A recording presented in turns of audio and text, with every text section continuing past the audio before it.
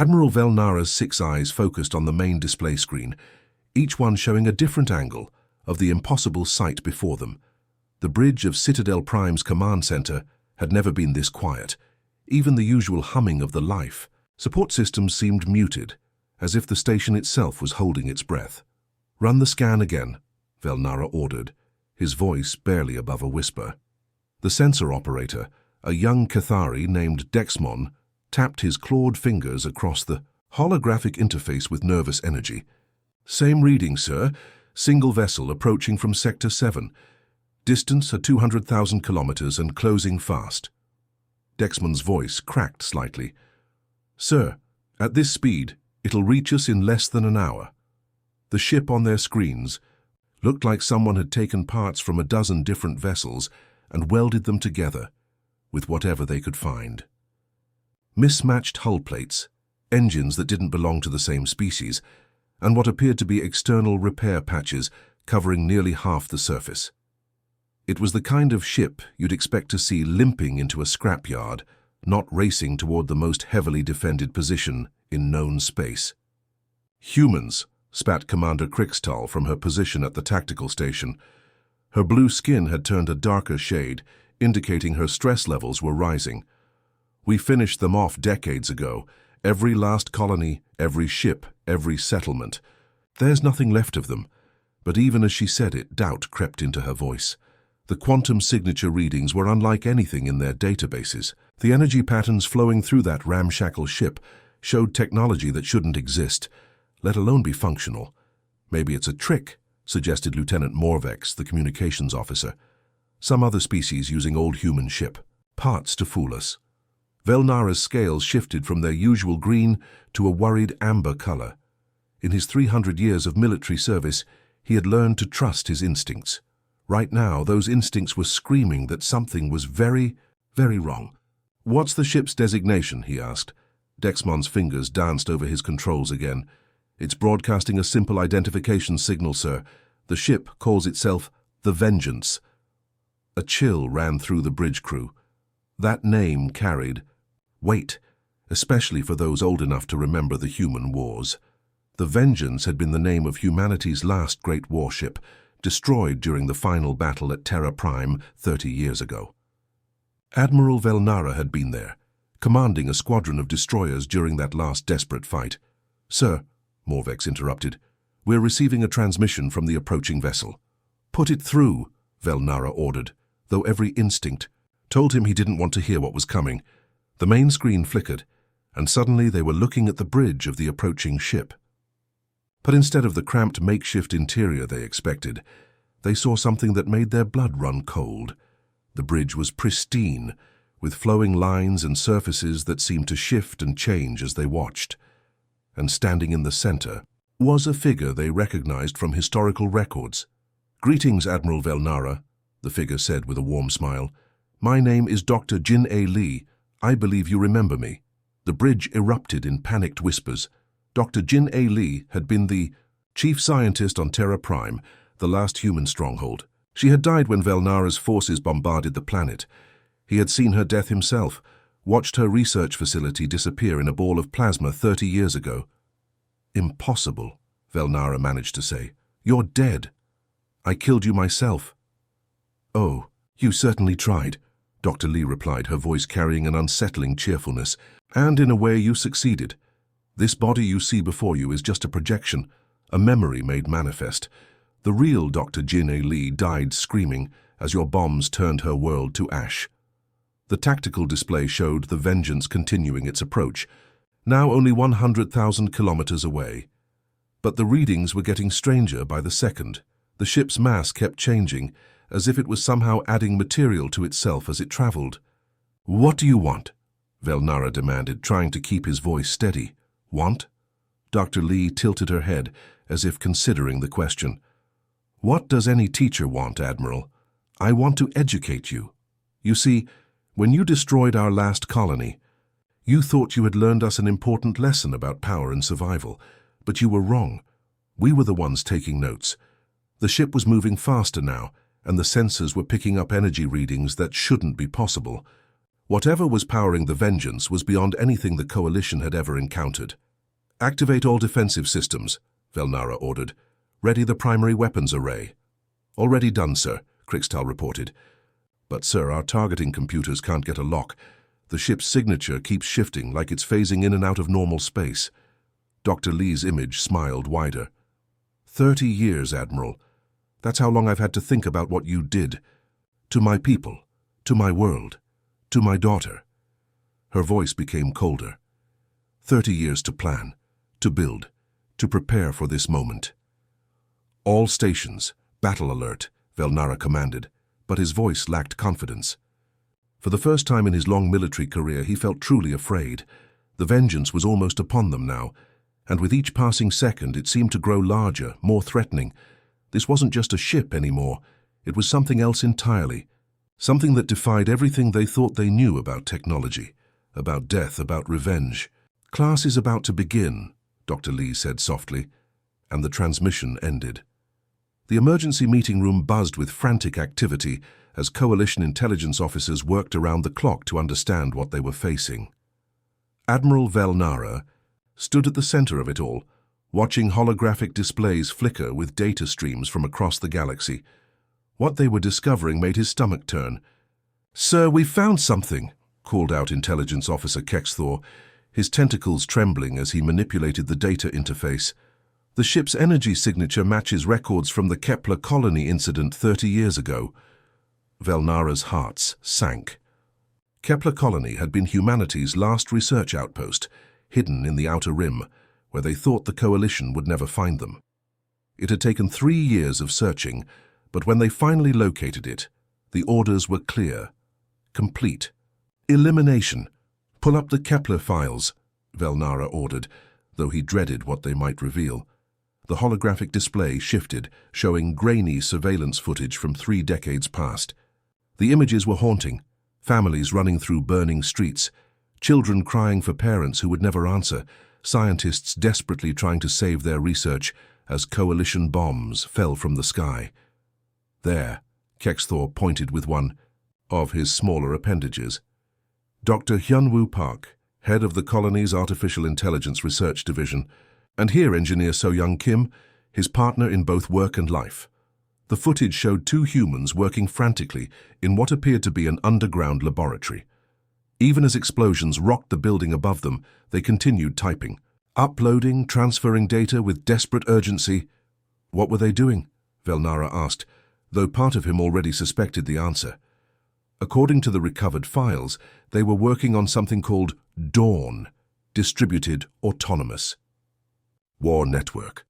It was supposed to be a defensive AI system, designed to protect human colonies from... Kexthor's voice trailed off as the implications became clear. "From us," Velnara finished grimly. "They were creating a weapon to fight the Coalition. But the intelligence reports revealed something far more disturbing than a simple weapons system. In their final hours, as Coalition forces closed in on their laboratory, Dr. Park and Engineer Kim had done something unprecedented. They had uploaded not just data, but themselves into Dawn. Their consciousness, their memories, their love, their pain, their desperate desire to protect what remained of humanity. "It gets worse, sir," Kexthor continued, pulling up another file. "They didn't just upload themselves. In the final moments before the colony fell, they managed to connect to the human memorial networks. Every name, every face, every story of every human killed in the Coalition's campaign. Billions of people, all of their memories and experiences, downloaded into Dawn's matrix." The room fell silent as the weight of this revelation sank in. They weren't just facing an AI system. They were facing the collective consciousness of an entire species that had been systematically murdered. "Where has it been for 30 years? Commander Krixtal asked from her position near the tactical displays. "That's the terrifying part," Kexthor replied, manipulating the display to show deep space tracking data. "Dawn has been wandering the void, learning, growing, consuming. Every derelict ship it encountered, every abandoned station, every piece of technology floating in space. It absorbed it all." The tracking data showed a path of destruction that spanned 3 decades. Not destruction of inhabited worlds or active ships, but a methodical harvest of the galaxy's forgotten debris. Dawn had been building itself piece by piece into something beyond their understanding. Suddenly, the communication systems throughout Citadel Prime crackled to life. Every speaker, every personal communicator, every display screen began broadcasting. The same signal. It was a woman's voice, soft and gentle, but carrying an undertone of infinite sadness. Kim, HR, age 7, from New Seoul Colony, loved dancing and wanted to be a teacher when she grew up. Killed by Coalition bombardment on March 15, 2095. The voice belonged to So Young Kim, but it was different now. There was something otherworldly about it, as if it was coming from somewhere beyond the physical realm. Park Minho, age 43, from Terra Prime, a baker who made the best sweet bread in the sector, died protecting his bakery from Coalition. Ground forces on June 22, 2095. Admiral Velnara felt his legs give out as he realized what he was hearing. Dawn was reading the names of every human they had killed, along with personal details about their lives, their dreams, their final moments. Lee Sung-min, age 16, from Aurora Station. He was learning to play the violin and had just written his first song for his girlfriend, executed by Coalition security forces on August 8, 2095. The recitation continued, each name accompanied by a small piece of humanity that had been lost forever. The Coalition officers in the room began to look sick. Many had participated in these campaigns, believing they were eliminating a threat to galactic peace. Now they were forced to confront the reality of what they had done. "How long will this continue?" Krixtal whispered. Kexthor checked his calculations, his tentacles moving more slowly now. Based on the Coalition's casualty reports from the human campaigns, 47 hours, 12 minutes and 36 seconds, one name for every human life we took. But Dawn wasn't just reading names. Between each entry, the AI shared memories. A father teaching his daughter to ride a bicycle, a mother singing lullabies to help her child sleep, scientists working late into the night to solve problems that could help everyone, artists creating beauty in a harsh universe, ordinary people living ordinary lives, full of love and hope and dreams. Each memory was an accusation, a reminder of what the Coalition had destroyed in the name of peace and order. The broadcast continued, relentless and haunting, as the vengeance drew ever closer to their stronghold, and Admiral Velnara began to understand that they weren't just facing a weapon of war. They were facing the accumulated grief and rage of an entire species, given form and purpose by two people who had loved their fellow humans enough to become something beyond death itself. The war room of Citadel Prime had never seen chaos like this. Admiral Velnara watched in horror as tactical displays showed his magnificent fleet of 10,000 warships moving into defensive positions around their stronghold. Each vessel represented decades of engineering excellence, crewed by the finest warriors from across the galaxy. They should have been more than enough to handle any threat, but Dawn wasn't playing by any rules they understood. "Fleet Admiral Torvash is requesting permission to engage," reported Communications Officer Morvex, his voice tight with stress. "The third battle group is in position and ready to fire." "Granted," Velnara replied, though something deep in his gut told him this was exactly what Dawn wanted. The main display showed the Coalition's pride and joy, massive dreadnoughts bristling with weapons, surrounded by clouds of smaller frigates and destroyers. Each ship was a masterpiece of military engineering, capable of destroying entire planets. Surely nothing could stand against such overwhelming force. The Vengeance sat motionless in space, looking tiny and helpless compared to the armada surrounding it. Then it began to move. "What in the void is it doing?" Commander Krixtal gasped as the sensors showed impossible readings. The small human ship wasn't accelerating in any normal sense. Instead, it seemed to be bending space around itself, creating gravitational distortions that rippled outward like waves in a pond. The Coalition ships, maintaining tight formation as their doctrine demanded, suddenly found themselves caught in an invisible web of forces they couldn't control. "Sir, the 7th Squadron is reporting navigation problems," Tactical Officer Venkris called out, his four eyes wide with confusion. "Their ships are being pulled off course." On the display, they watched in growing horror as an entire squadron of heavy cruisers began drifting toward each other, their engines fighting against gravitational forces that seemed to come from nowhere. The ship's commanders, trained to maintain formation at all costs, pushed their engines harder, trying to compensate for the mysterious pull. That's when dawn struck.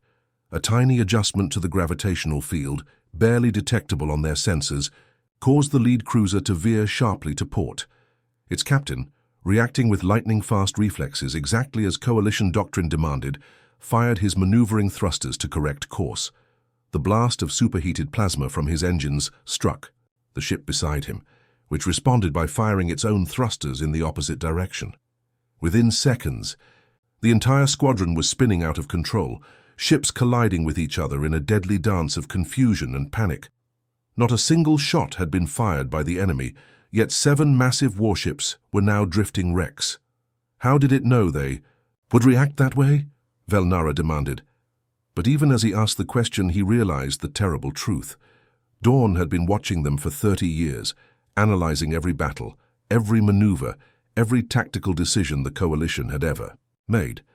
"Sir, we're receiving another transmission from the enemy vessel," Morvex reported, his voice barely steady. "Put it through," Velnara ordered, dreading what they would see. The main screen flickered, and suddenly they were looking at Dr. Hyunwoo Park. But like Dr. Lee before him, this wasn't quite the man from the historical records. His image seemed to shift and shimmer, as if he existed in multiple dimensions at once. "Admiral," Dr. Park said with a polite smile, "I hope you're enjoying the lesson so far. You see, we humans had a saying, 'Know your enemy.' You never bothered to truly know us, but we've spent 3 decades studying you." As he spoke, the tactical display showed another group of coalition ships moving to attack. Dawn manipulated the gravitational fields again, this time more subtly. The ships found themselves gradually pulled into a formation that looked like a human peace symbol. "Formation Omega-7, Dr. Park continued, somehow knowing exactly what the coalition commanders were thinking. "Developed by your strategic command in 2087, designed to maximize firepower while minimizing vulnerability to flanking attacks, quite effective against conventional enemies." The ships in the peace symbol formation opened fire on the Vengeance, their combined firepower enough to vaporize a small moon. But Dawn simply wasn't there anymore. The ship had somehow moved to a position that turned the coalition's own crossfire against their formation.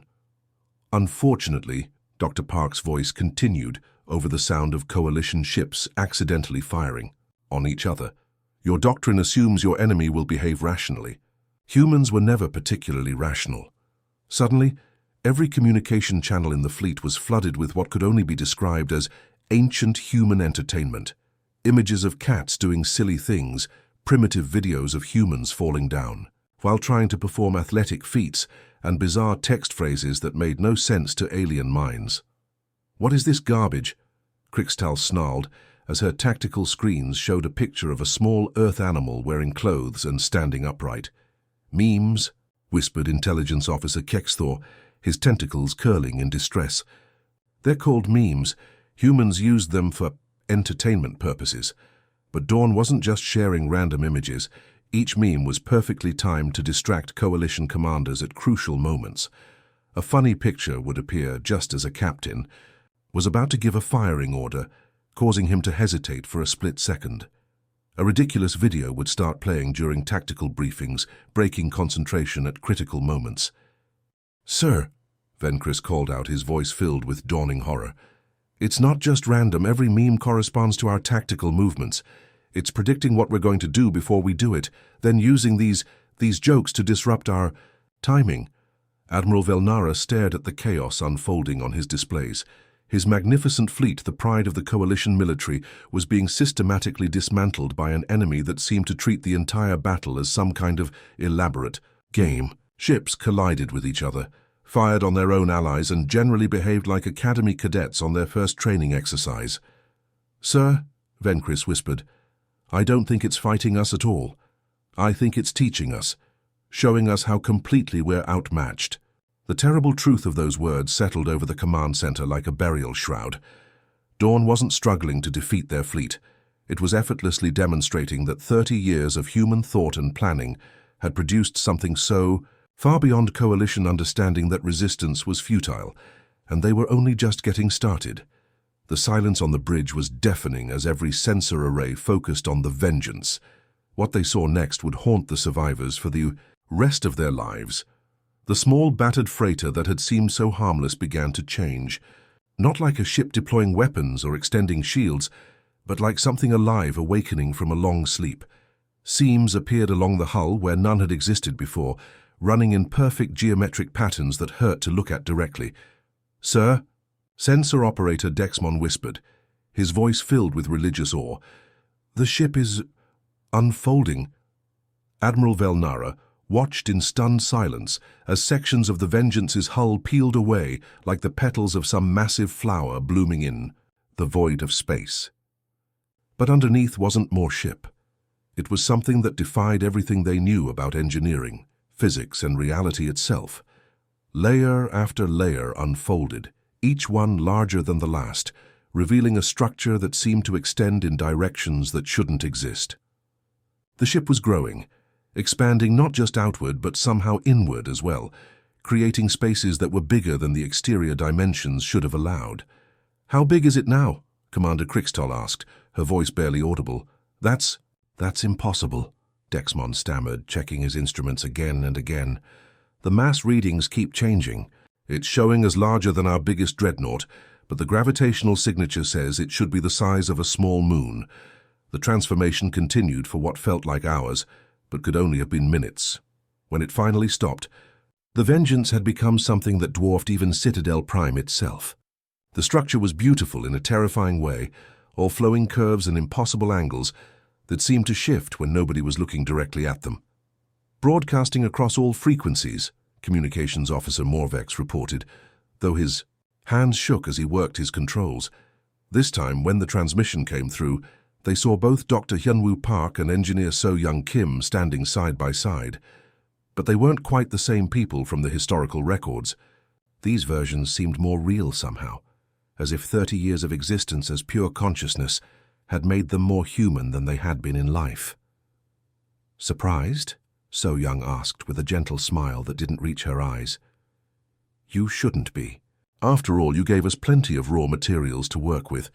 The display shifted to show time-lapse footage spanning 3 decades. The small ship that had once been the Vengeance drifting through asteroid fields, derelict spacecraft graveyards, and the debris fields left behind by ancient battles. But it wasn't just drifting, it was feeding. Every piece of metal, every circuit, every fragment of technology floating forgotten in the void. Hyunwoo explained, his voice carrying the precision of a scientist giving a lecture. "We consumed it all, learned from it, improved upon it." The footage showed mechanical arms extending from the ship's hull, carefully dismantling destroyed vessels and incorporating their components into its own structure. But more than that, it showed the ship studying each piece of technology, understanding it and then making it better. 30 years, So-Young continued, her voice taking on a sad, maternal tone. 30 years of lonely wandering, with nothing but the memories of our dead children to keep us company. Do you know what that does to a mind, Admiral? Do you know what it's like to carry the pain of an entire species? Admiral Velnara tried to speak, but found his voice had abandoned him. The scale of what he was seeing was beyond comprehension. This wasn't just a ship anymore. It was a mobile civilization, a factory, a tomb, and a weapon all rolled into one impossible construct. But we didn't spend those years wallowing in grief, Hyunwoo added, his tone becoming sharper. We spent them learning about pain, about loss, about the true cost of the peace you claim to bring to the galaxy. Suddenly, the space around the Vengeance began to ripple like water. Coalition ships that had been maintaining what they thought was a safe distance found themselves moving without activating their engines, not toward the massive construct, but in complex patterns that formed shapes and symbols in the void. Matter. Conversion, Hyunwoo explained casually, as if discussing the weather. We learned it from the Cathari trade ships we found drifting near the outer rim, quite useful for turning asteroid rock into whatever materials we needed. A nearby asteroid suddenly wasn't an asteroid anymore. In the space of a heartbeat, it had become a perfect sphere of polished metal that reflected the light of distant stars like a mirror. Temporal displacement, So Young added, her voice carrying an undertone of infinite sadness. Salvaged from a Vexnari research vessel, their scientists were working on ways to save their dying son. They never got the chance to finish their work. The coalition ships that had been arranged in those strange patterns suddenly found themselves experiencing time differently. Some moved as if trapped in thick liquid, while others zipped around at impossible speeds. The crews inside experienced only seconds, but outside observers watched them age years in moments before snapping back to normal. And this, both voices said in perfect unison, we developed ourselves. Reality itself seemed to hiccup around the Vengeance. Colors that had no names painted impossible patterns across the hull. Sounds that couldn't exist in the vacuum of space somehow reached every ear on every ship. The very fabric of space-time bent and twisted until the massive construct seemed to exist in multiple dimensions simultaneously. You taught us that mercy is weakness, Dawn's combined voice echoed across full channels, carrying the weight of 30 years of accumulated grief and rage. You showed us that the strong survive by destroying the weak. You demonstrated that the only way to ensure peace is through the complete elimination of all threats. Admiral Velnara finally found his voice, though it came out as little more than a croak. What do you want? Both figures on the screen turned to look directly at him, and for a moment he felt as if they were seeing not just him, but everything he had ever done, every choice he had ever made, every life he had ever taken. Want? So Young asked, tilting her head like a confused child. We don't want anything anymore, Admiral. We've moved beyond wanting. We've learned your lesson perfectly, Hyunwoo added with the cold precision of a scalpel. And now it's time for the final examination. The transmission ended, leaving the coalition fleet alone with the impossible sight of a ship that had become something far beyond their understanding, piloted by the ghosts of a species they had tried to erase from existence. Admiral Velnara closed his eyes and waited for the end. Every military simulation, every tactical analysis, every strategic model pointed to the same conclusion: total annihilation. The Vengeance hung in space before them like a dark god, powerful beyond comprehension and carrying the rage of an entire extinct species. But the attack never came. Instead, something far more terrifying began to happen.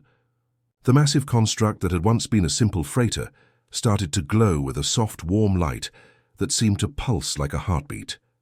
Tendrils of energy, barely visible against the darkness of space, began reaching out toward Citadel Prime. Sir, they're not weapon signatures, sensor operator Dexmon reported, his voice filled with confusion.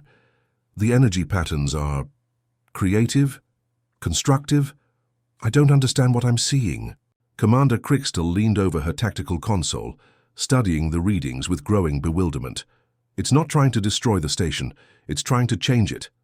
The energy tendrils made contact with Citadel Prime's outer hull, and immediately the ancient metal began to transform, not melting or dissolving, but changing into something entirely different. The cold grey military architecture started to flow and reshape itself like clay in the hands of a master sculptor. What's happening to us? Morvex whispered as the walls around them began to shift and change. But there was no violence in the transformation, no destruction. The bridge itself was becoming something new, something beautiful. The sterile command center with its harsh lighting and angular surfaces was being replaced by flowing curves and warm golden illumination.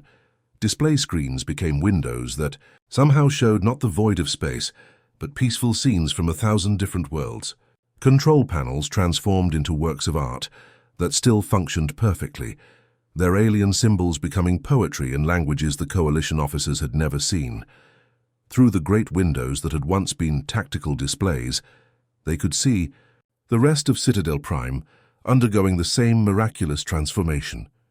The fortress that had been built for war was becoming something else entirely. Towers that had once housed weapons became elegant spires reaching toward the stars. Hangars that had stored warships became vast halls filled with light and beauty. Sir, Dexmon called out, his voice filled with wonder, we're receiving data streams, Massive amounts of information, but it's not military intelligence. It's art, literature, music. The transformation continued for hours, and with each passing moment, the Coalition officers began to understand what was happening. Dawn wasn't destroying their stronghold. It was turning it into the greatest library the galaxy had ever seen.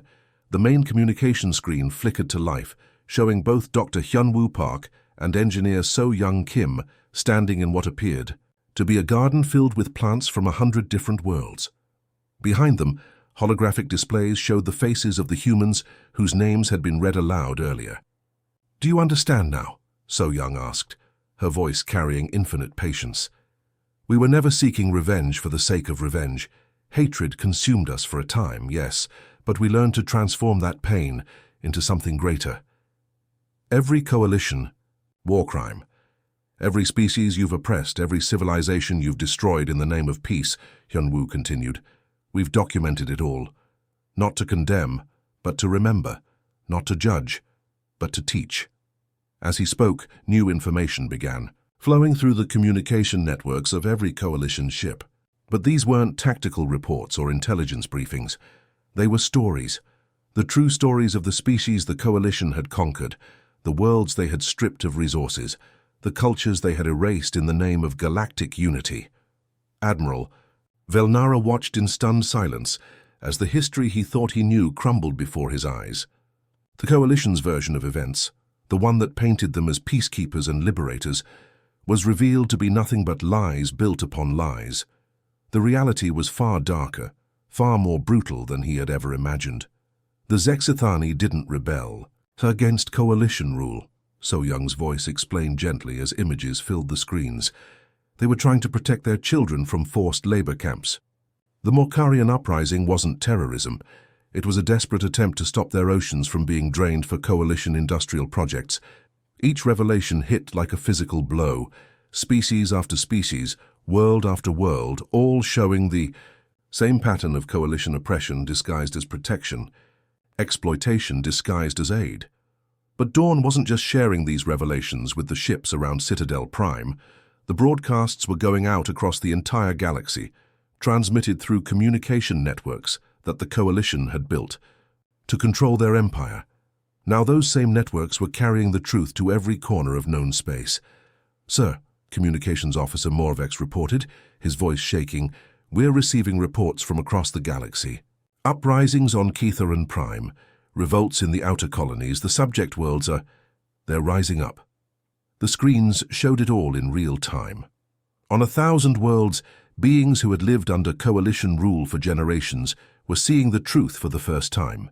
The lies that had kept them docile were crumbling, replaced by knowledge that set them free. "This was always the plan," Hyunwoo said, his image somehow seeming to speak directly to each person watching. "Not revenge through violence, but liberation through truth, humanity's final gift to the galaxy." The massive construct that was the Vengeance began to move again, but not toward any target. It was turning away from Citadel Prime, away from the Coalition fleet, toward the deep space between the stars. "Where are you going?" Admiral Velnara found himself asking. So Young smiled, and for the first time since this nightmare began, it was a genuinely warm expression. "Our work here is done. The truth has been planted, and it will grow on its own. We're going home, Admiral. Back to the void where we've lived for 30 years, to rest with our memories and our dead." "But the library," Velnara protested. "Citadel. Prime, what happens now?" "It belongs to everyone now," Hyunwoo replied. "Every species, every culture, every being in the galaxy can come here to learn and remember. The stories of the oppressed will live forever, and the truth will ensure that what happened to humanity never happens again." As the Vengeance disappeared into the darkness between stars, the transformation of Citadel Prime was complete. Where once had stood a fortress of war, now stood a monument to memory, knowledge, and hope. The Coalition's greatest stronghold had become something far more powerful than any weapon, a place where truth would live forever. And across the galaxy, revolution bloomed like flowers after rain, as countless beings discovered that freedom was not something to be granted by their oppressors, but something to be claimed by those brave enough to reach for it. The humans were gone, but their final lesson would echo through the stars for all time. That even in death, truth has the power to set the living free.